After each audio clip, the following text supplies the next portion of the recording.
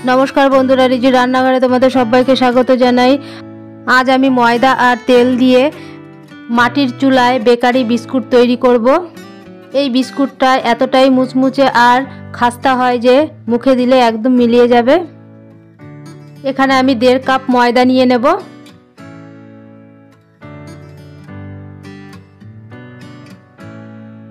এবার নিয়ে নেব 1/2 কাপ সুজি।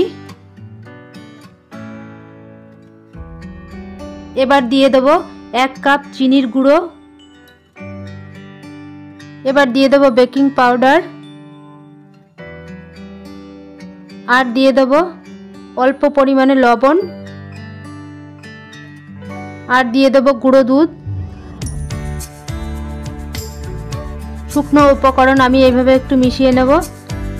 এখানে লাগবে 1 কাপ তেল, সাদা তেল অল্প অল্প দেব আর মাখতে থাকবো।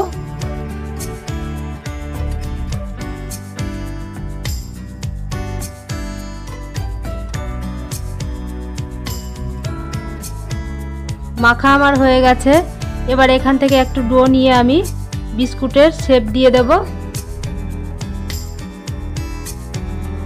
এবার 2 হাত দিয়ে গোল করে আমি হালকা এইভাবে একটু চেপে দেব।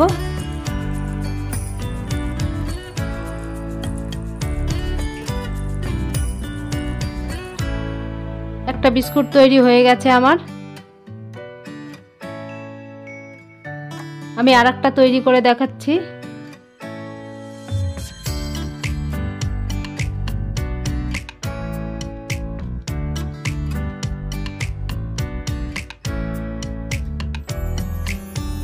এইভাবে সব বিস্কুটগুলো আমি তৈরি করে নেব।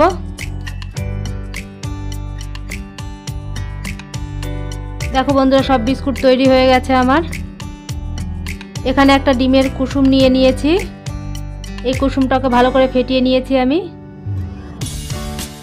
এবার এই কুসুমটা আমি বিস্কুটের উপরে এভাবে লাগিয়ে দেব।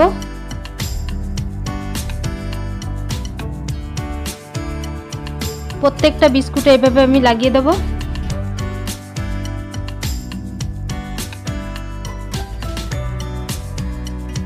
ডিমের কুসুমটা আমার লাগানো হয়ে গেছে।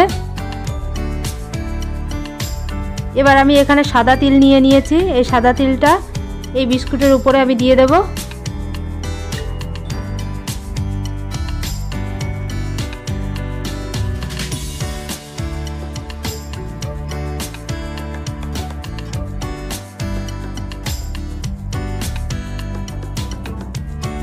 এবার আমি কড়াইতে বালি বসিয়ে দিয়েছি আগের থেকেই। বালিটা গরম হয়ে গেছে। বিস্কুটের থালাটা আমি এই বালির উপরে বসিয়ে দেব। এবার একটা গামলা দিয়ে আমি ঢেকে দেব। 30 মিনিট বেক হতে দেব। 30 মিনিট পরে ফিরে আসলাম। দেখো বন্ধুরা, বিস্কুটগুলো কত সুন্দর হয়েছে, কত সুন্দর বেক হয়েছে। এবার আমি এই থালাটা নামিয়ে নেব।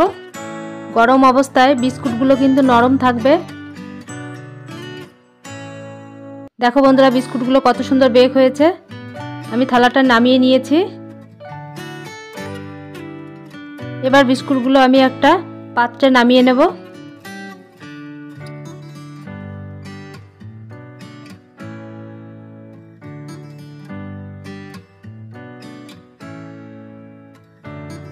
দেখো বন্ধুরা, বিস্কুটগুলো কত সুন্দর দেখতে হয়েছে। এরকম তোমরাও বাড়িতে বানিয়ে খাও আর কমেন্টে জানাও খেতে কেমন লাগলো।